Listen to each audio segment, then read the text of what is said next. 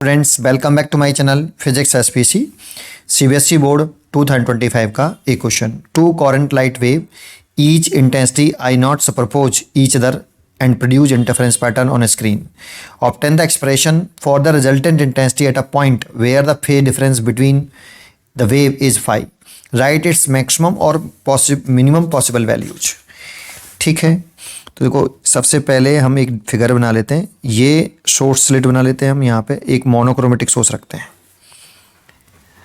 जो monochromatic source होता है ना, वो हाईली कोरेंट होता है।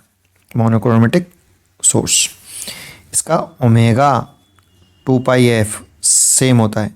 एफ फ्रीक्वेंसी है और ओमेगा एंगुलर फ्रीक्वेंसी है, ये सेम रहती है। ठीक है, और फिर इसके जस्ट सामने हम एक स्लिट स्क्रीन रखते हैं जिसमें दो स्लिट्स होती हैं, S1 S2, ये S1 और S2। और यहाँ से अकॉर्डिंग टू हाइगन वेव थ्योरी इस सोर्स से ऑल डायरेक्शन में वेव इमिट होंगी, दैट मीन्स एनर्जी इमिट होगी ऑल डायरेक्शन में, ऐसे। और यहाँ पर हम एक हाइगन प्रिंसिपल के अकॉर्डिंग एक क्या बना लें, स्फेरिकल वेव फ्रंट बना लें। इस स्फेरिकल वेव फ्रंट पर लाई करने वाला एवरी मीडियम का पार्टिकल सेम फेज में ऑसिलेट करेगा और एक्ट करेगा एक नए सोर्स की तरह से और इमिट द सेकेंडरी वेवलेट। तो यहाँ से ये मीडियम के पार्टिकल जो होंगे एक नए सोर्स की तरह से काम करेंगे। और इससे d दूरी पर एक स्क्रीन रखते हैं हम, और यहाँ से जो सेकेंडरी वेवलेट निकल रही है, मान लो एक ये S1 से P पे पॉइंट पहुँची और एक यहाँ से निकल रही है ये S2P। अब यहाँ पे क्वेश्चन में कह रहा है कि इस वेव की इंटेंसिटी इक्वल दे रखी है। वैसे I0 मैं I1 I2 मान के चलूँगा शुरुआत में, लास्ट में I0 कर दूंगा। वैसे यहाँ पे I0 दे रखे हैं। जब ये दोनों वेव P पॉइंट पे जाके सुपरइम्पोज करती हैं तो एक रिजल्टेंट वेव बनेगी। इंटरफेरेंस होगा ये कह सकते हो, या ये कह दो कि जब ये वेव यहाँ पे पहुँचेगी तो इस जगह पर ये पार्टिकल को SHM देगी, है ना। इस जगह पे जो पार्टिकल होगा उसको SHM देगी, और ऐसी ये वाली वेव जब यहाँ पे पहुँचेगी तो ये भी पार्टिकल को एक SHM देगी। तो इक्वेशन ऑफ फर्स्ट वेव कह दें, ऐसे बोल देते हैं इक्वेशन ऑफ फर्स्ट वेव। तो y1 equal to A1 sine omega t. ये अगर फर्स्ट वेव का एम्पलीट्यूड A1 माने और सेकेंड वेव का एम्पलीट्यूड A2 माने तो ये लिख सकते हैं। ये इक्वेशन ऑफ SHM हो गया। ये वेव इस पॉइंट पे जो पार्टिकल होगा उसको क्या देगा, एनर्जी देगा, और वो पार्टिकल SHM करने लगेगा। तो ये वेव इस पॉइंट पर पार्टिकल को SHM देती है क्योंकि इसके लिए x फिक्स है, तो इसीलिए इक्वेशन ऑफ SHM लिख सकते हो आप। तो y1 बराबर A sign omega T, first wave point हो गया। ऐसी इक्वेशन ऑफ सेकेंड वेव देखें तो y2 बराबर A2 sine omega t plus five. ऐसा क्यों लिखा, देखो ये इस फर्स्ट वेव का फेज है और ये सेकेंड वेव का फेज है, तो फेज में डिफरेंस रखा है। तो क्वेश्चन में बोला है where the phase difference between the wave is five, और वैसे भी दिख रहा है कि इसका पाथ और इसके पाथ में डिफरेंस है। S1P का पाथ छोटा है और S2P का पाथ बड़ा है, तो पाथ में डिफरेंस है, और पाथ में डिफरेंस है तो फेज में भी डिफरेंस होगा। फेज, क्योंकि फेज डिफरेंस का फॉर्मूला होता है 2π/λ इंटू पाथ डिफरेंस। अगर पाथ डिफरेंस है देन फेज डिफरेंस भी होगा, और फेज में डिफरेंस होगा तो कितना फेज डिफरेंस क्वेश्चन में गिवन है, 5 गिवन है, तो ऐसे लिख लेते हैं। अब ये दोनों वेव जो यहाँ से और यहाँ चल रही है इस पार्टिकल को SHM दे रही हैं एक साथ, तो ये इन दोनों का कॉम्बिनेशन जो बनेगा उसे कॉम्बिनेशन ऑफ SHM बोलते हैं, या इक्वेशन अकॉर्डिंग टू कह सकते हो, according to principle of superposition. Principle of superposition, y equal to y1 plus y2। ये कॉम्बिनेशन ऑफ SHM हो गया A1 sine omega t plus A2 sine omega t plus five, ऐसे। अब इसे solve करना है, तो देखो इससे A मान लो, इसे B, तो साइन A प्लस B का फॉर्मूला लगा दो।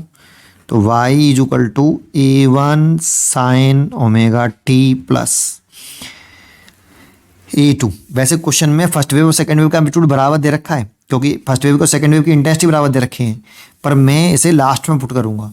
है ना। अगर बाई चांस एम्पलीट्यूड डिफरेंट भी हो तब भी कर पाओ आप इंटेंसिटी का डेरिवेशन। तो A2 इसमें साइन ए प्लस बी का फॉर्मूला तो सबको आता है।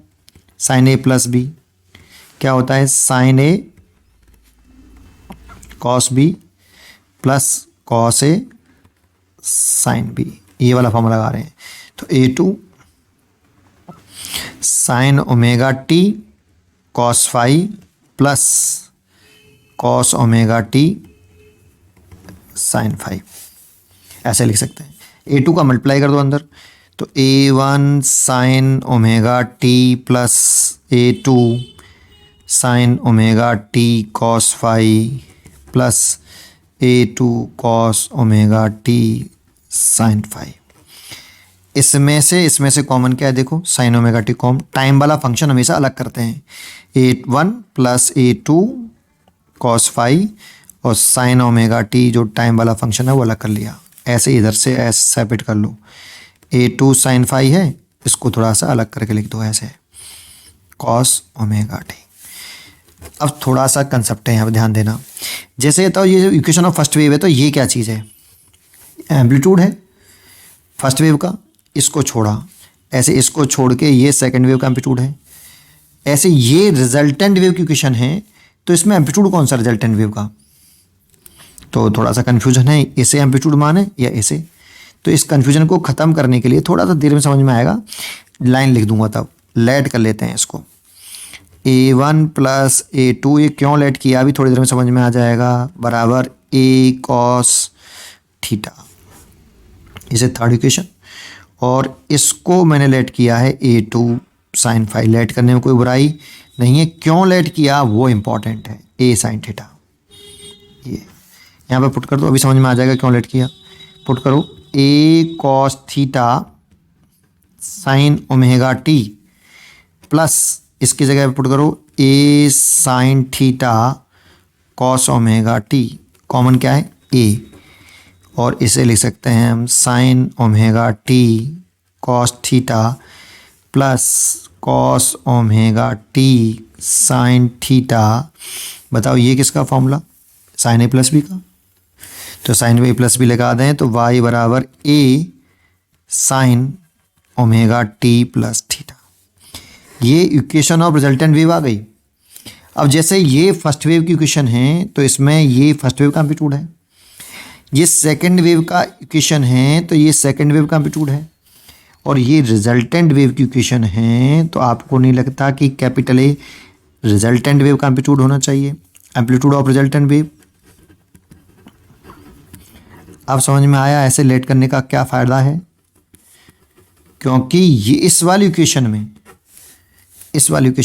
आप बता सकते हो कि कौन रिजल्टेंट वेव का एम्पलीट्यूड है।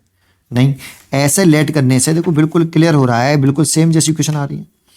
इससे क्लियर हो गया कि capital A amplitude of resultant wave है।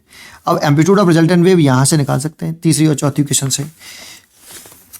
कैसे निकालते हैं वो नेक्स्ट पेज पे लिखते हैं।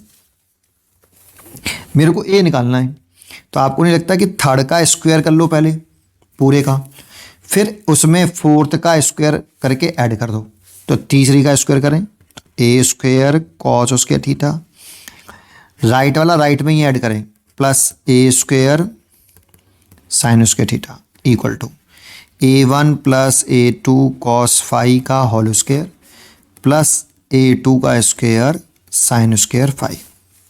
देखो इसका स्क्वायर किया, दोनों को ऐड कर दिया, राइट वाला राइट में, लेफ्ट वाला लेफ्ट में। इसमें से कॉमन क्या आ गया, A square cos square theta plus sine square theta के लिए तो 1 हो गई, तो वो 1 हो गया। और इसमें इसका होल स्क्वायर खोल दें तो A1 का स्क्वायर ए प्लस बी का होल स्क्वायर, A2 का square cos square phi plus 2A1 A2 cos phi plus A2 का स्क्वायर साइन स्क्वायर फाई, ऐसे कैसे उतार लें। इसमें से आपको दिख रहा होगा कॉमन A2 का स्क्वायर, और cos square phi plus sine square phi की वैल्यू 1 हो जाएगी, तो A1 का स्क्वायर प्लस A2 का स्क्वायर कॉमन लेने के बाद ये 1 हो जाएगा, plus 2A1 A2 cos phi आ गया। तो रिजल्टेंट वेव का एम्पलीट्यूड आ गया ये स्क्वायर है तो रूट ले लेंगे साइड में, रूट स्क्वायर रूट A1 का स्क्वायर प्लस अंडर रूट बोल सकते हो A1 A2 का square plus 2A1 A2 cos phi. देखो ये आ गया बेटा आपका। अब रिजल्टेंट वेव की इंटेंसिटी निकालनी है, तो intensity of resultant wave, intensity of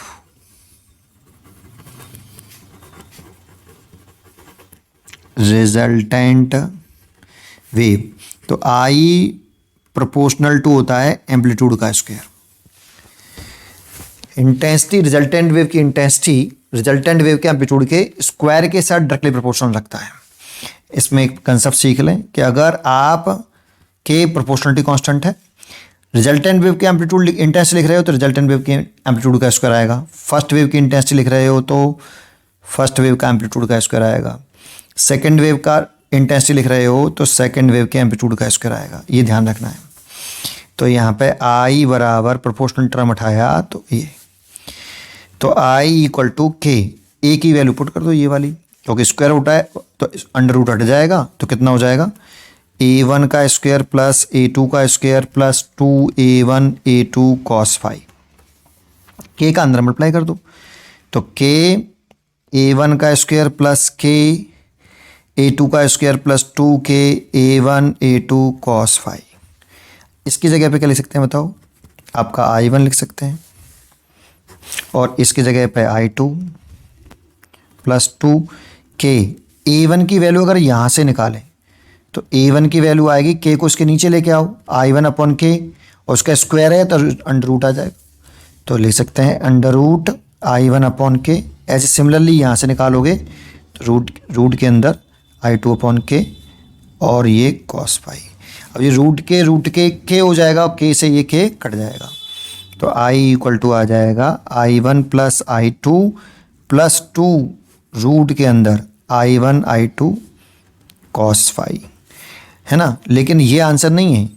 if question में कह रहा है कि i1 i2 बराबर है फर्स्ट दोनों वेव की इंटेंसिटी, क्वेश्चन में गिवन है I0 है, ईच इंटेंसिटी I0, तो इसीलिए I0 पुट करना जरूरी है। तो I इज इक्वल टू आएगा I0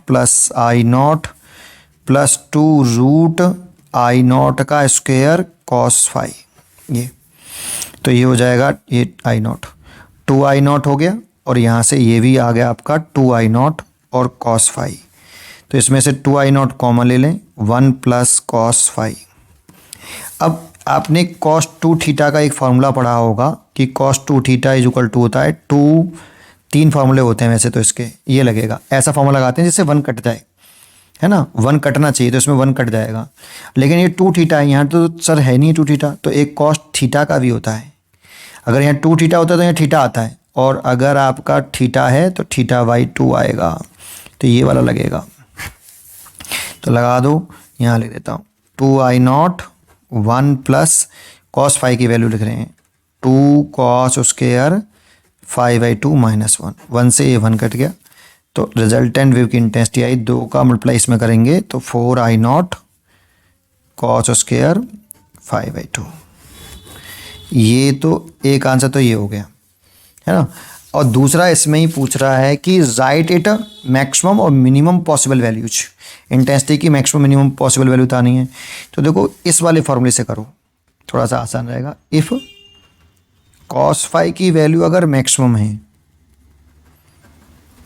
देन आई भी मैक्सिमम होगा, क्योंकि इसमें और इसमें डायरेक्टली रिलेशन है। देखो I1 I2 तो कांस्टेंट टर्म है, फेज चेंज होता है जब आप इस वाली वेव को यहाँ सुपर इम्पोज कराओगे अगर, तो फेज चेंज हो जाएगा। तो फेज जो चेंज होगा तो उस वाले केस में cos फाई अगर मैक्सिमम होगा, cos फाई इस इक्वेशन से अगर cos फाई मैक्सिमम होगा तो आई मैक्सिमम होगा। cos फाई की मैक्सिमम वैल्यू देखें तो वो +1 होती है, then that is maximum intensity देखें तो +1 रख दो, यहाँ पे +1 रख देंगे तो फॉर्मूला बन जाएगा I1 plus I2 plus 2 root I1 I2। चाहो तो root I1 plus root I2 का और उसका ले सकते हो, लेकिन हमें यहाँ पर ये वाली कंडीशन जरूर लगानी पड़ेगी बराबर I0। तो यहाँ से I मैक्सिमम कितना आएगा, तो देखो I0 प्लस I0 और ये भी 2I0, तो कितना हो जाएगा I0 प्लस I0 2I0 और 2I0 ही रहा तो 4I0 हो जाएगा। तो मैक्सिमम इंटेंसिटी इतनी होगी। ऐसे ही इफ़ cos फाई की वैल्यू अगर मिनिमम होगी देन आई ऑल्सो मिनिमम, फिर आई मिनिमम होगा। तो कॉस फाई की टेबल में दे जाएं तो सबसे छोटी वैल्यू -1, तो इसीलिए आई मिनिमम की वैल्यू देखें तो आप यहाँ पे कॉस फाई की वैल्यू -1 रखोगे तो यहाँ माइनस आ जाएगा। तो क्या लिखोगे, I1 + I2 -2 स्क्वायर रूट में, ये पूरा होता है रूट के अंदर, I1 I2। और इसमें भी अगर I1 I2 इक्वल पुट करोगे I0, तो जो मिनिमम इंटेंसिटी आएगी वो 0 आएगी, क्योंकि I0 + I0 2I0 माइनस के 2I0 तो 0 हो जाएगी, तो मिनिमम इंटेंसिटी 0 होगी। मैं समझता हूँ आपको ज़रूर क्वेश्चन समझ में आया होगा या डेरिवेशन। पढ़ते रहिए और खुश रहिए।